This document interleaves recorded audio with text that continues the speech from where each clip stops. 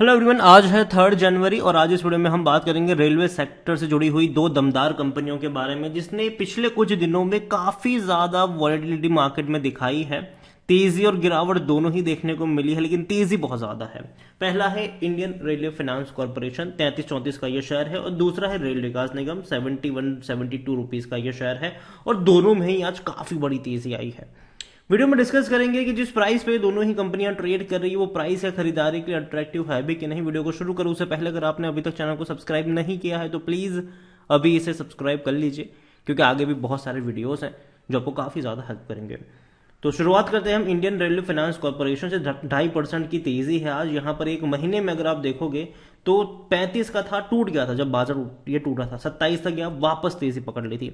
और मैंने पहले भी कहा था कि 30 रुपए के नीचे खरीदोगे तो नुकसान में नहीं रहोगे। इवन मेरी यहां पर बाइंग की रिकमेंडेशन तब से है जब से ये 20 रुपए के आसपास लंबे समय से ट्रेड कर रहा था। मैंने तब से कहा था कि खरीदो और भूल जाओ इसको, ज्यादा सोचने की जरूरत नहीं है, खरीदो और भूल जाओ। यहां पर जब ये 20 रुपए का था तब अभी नहीं, ठीक है। तब मैंने कहा था कि हाँ, डिविडेंड से अच्छा खासा पैसा हर साल बनेगा और शेयर में तेजी भी आपको देखने को मिलेगी। और हालांकि वो देखने को मिली भी है और अभी काफी ज्यादा वॉलेटाइल ये शेयर बन चुका है, दोनों ही, रेल विकास निगम हो या फिर आईआरएफसी हो। देखा जाए तो कंपनी लार्ज कैप है, 44,000 करोड़ से भी ज्यादा का इसका मार्केट कैप है, वॉल्यूम 7.5 करोड़ तक के हैं। मतलब बहुत बड़ी क्वांटिटी में शेयर ट्रेड हो रहे हैं। कंपनी के रेवेन्यू प्रॉफिट दोनों ही शानदार है और हर साल इनका रेवेन्यू बढ़ रहा है, हर साल इनका प्रॉफिट बढ़ रहा है। रेलवे को फाइनेंस करने का ये कंपनी काम करती है और आने वाले दौर में रेलवे में भैया बहुत कुछ करना बाकी है। अगर हम दूसरे विकसित देशों से कंपेयर करते हैं अपनी इंडियन रेलवेज को तो अभी भी बहुत कुछ बाकी है और उसके लिए पैसा लगेगा और पैसों को फाइनेंस करने वाली ये कंपनी है और इनको भी बहुत बड़ा पैसा वहां बीच बीच में मिलता भी रहता है। यहाँ पर देखो तो हाँ, रेवेन्यू अच्छे हैं, 5,800 करोड़ से भी ज्यादा के रेवेन्यू है, 1,700 करोड़ से भी ज्यादा के प्रॉफिट्स है। यहाँ पर कंपनी में देखोगे तो प्रोमोटर की होल्डिंग 86.36% है। प्रमोटर कौन है? गवर्नमेंट है यहाँ पर। और आने वाले दौर में गवर्नमेंट अपनी होल्डिंग को 75% तक लेकर जाएंगे, जो कि सेबी का रूल है। और 1.05% की होल्डिंग एफआईएस के पास है, 2.17 म्यूचुअल फंड्स, 1.22% इंश्योरेंस कंपनी के पास है। प्रमोटर का एक भी शेयर गिरवी नहीं है, अच्छी बात है ये। आईआरएफसी में अगर हम देखें तो आईआरएफसी में according to Moneycontrol user सिर्फ 11% लोग ही है जो बेचने की बात कर रहे हैं, वरना हर कोई कह रहा है खरीदारी करो, खरीदारी करिए तो बने रहो।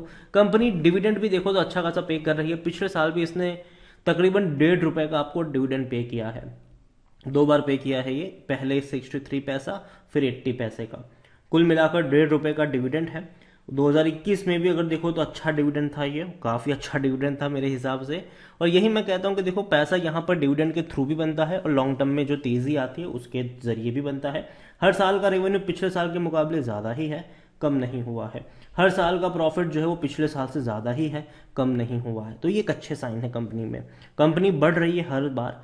हाँ, तब हम सोचेंगे यहाँ पर जब इनके प्रॉफिट और रेवेन्यू में गिरावट देखने को मिले, हालांकि चांसेस थोड़े से कम ही हैं। और इसका जो पी रेशियो है वो 6.99 का है, सेक्टर पी 22 का है, मतलब अभी भी सस्ता है इतनी बड़ी तेजी आने के बावजूद भी। और यहाँ पर शेयर होल्डिंग के बारे में ऑलरेडी काफी कुछ डिस्कस कर ही चुके हैं। प्रॉफिट भी अच्छा खासा है, कंपनी का खरीदारी करने का सही मौका भी है। और शेयर होल्डिंग के बारे में भी अगर एक नजर करें तो बहुत बड़ी क्वांटिटी में प्रमोटर के साथ साथ बड़े बड़े फंड हाउसेज भी है, लेकिन रिटेल इन्वेस्टर के पास भी बहुत बड़ी होल्डिंग है। 6.57% की होल्डिंग रिटेल इन्वेस्टर्स यहां पर लेकर बैठे हुए हैं। देखो आईआरएफसी, मैं मानता हूं कि कंपनी अच्छी है, लेकिन जहां तक बात है खरीदारी को लेकर, खरीदारी करी है तो मैंने पहले भी कहा था खरीदो और भूल जाओ, तब से जब से 20 रुपए का था, अभी भी मेरी वही रिकमेंडेशन रहेगी। लेकिन जहां तक बात है फ्रेश बाइंग की तो मुझे लगता है कि 30 रुपए के आसपास खरीदारी के मौके आपको ढूंढने चाहिए और अगर वहां पर जाता है तो डेफिनेटली आप वहां पर ऐड करके चल सकते हो। दूसरी कंपनी है रेल विकास निगम, 72 रुपीज का शेयर है और इसने तो आज आग पकड़ी है, 5% की स्ट्रेट अवे अपर सर्किट लग चुकी है। एक महीने में देखो तो जहां था वहीं आ गया, लेकिन हाँ, जब कोविड की खबरों के चलते जो गिरावट आई थी 63 रुपीज तक गया, लेकिन वापस एक बड़ी रफ्तार पकड़ ली। और ये ऑब्वियस सी है बात है यहाँ पर कि अभी आप ये एक्सपेक्ट नहीं कर सकते हो इससे कि ये बहुत ज्यादा टूट जाए। यहां पर अगर आप पिछले एक साल की बात करोगे तो 103-104% का ग्रोथ है। लंबे समय तक ये 30 की रेंज में अटका रहा और कई सारे मेरे वीडियोस भी थे। इवन जब 2020 में इंडिया में पहली बार कोविड आया था तब ये 11-12 रुपए तक चला गया था। तब से मेरे यहाँ पर बाइंग की रिकमेंडेशन है और मैंने ये कहा था खरीदो और भूल जाओ, लॉन्ग टर्म के लिए डेफिनेटली ग्रोथ आएगा और आपको इस दौरान अच्छा खासा डिविडेंड जो है वो मिलता रहेगा। ये मैंने तब से आपको कह के रखा हुआ है।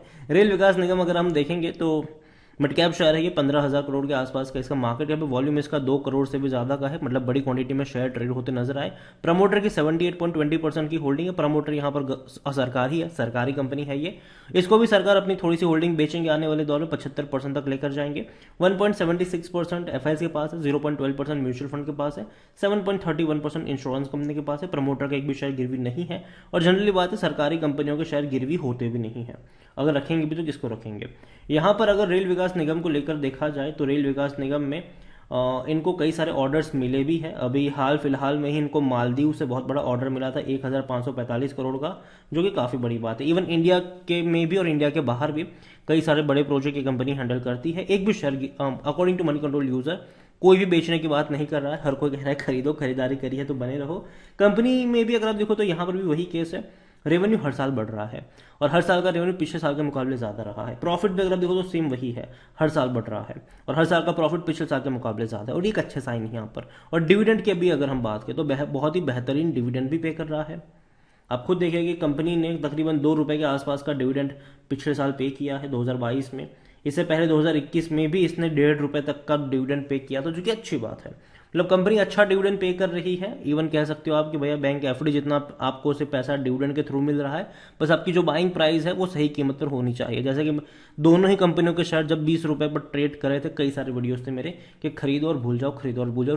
रीजन सिंपल था कि कंपनी आपको उतना डिविडेंड दे देगी जितना आपका बैंक एफडी से बनता है, और लॉन्ग टर्म में जो शेयर में ग्रोथ आएगी वो आपको बोनस होगा। रेल विकास निगम देखा जाए तो 12 का इसका पी रेशो, जो कि थोड़ा सा ज़्यादा हो चुका है, अभी सेक्टर पी 22 का है, और पहले हालांकि सिंगल डिजिट में था इसका पी रेशो। और 100% एनालिस्ट कह रहे हैं यहाँ पर खरीदारी करो। मेरी बाइंग की रिकमेंडेशन है, लेकिन बाइंग की रिकमेंडेशन मेरी ये है कि थोड़ा सा करेक्शन अब थोड़ा बहुत बनना चाहिए। हालांकि बहुत बड़ी रफ्तार यहाँ पर हमें देखने को मिल रही है, बहुत बड़ी रफ्तार है, तो बीच बीच में थोड़े से करेक्शन बनने चाहिए, जो कि पहले भी हमें बनते नजर आए थे एक बड़ी रफ्तार के बाद। तो इस बार भी मैं वही चीज़ एक्सपेक्ट जरूर कर रहा हूँ, लेकिन हाँ तेज़ी काफ़ी अच्छी है, उससे आप इनकार नहीं कर सकते हैं। शेयर होल्डिंग को लेकर देखा जाए तो यहाँ पर शेयर होल्डिंग पैटर्न में इनके पास 78.20% प्रमोटर के पास है। रिटेल के पास अगर हम देखें तो 9.08% की होल्डिंग रिटेल इन्वेस्टर्स के पास है, जो कि अच्छी बात है। और कंपनी का अच्छा प्रॉफिट भी है, कंपनी में खरीदारी का सही मौका भी है, कोई भी रेड फ्लैग नजर नहीं आ रहा, अच्छे वैल्यूएशन के ऊपर ट्रेड भी कर रहा है।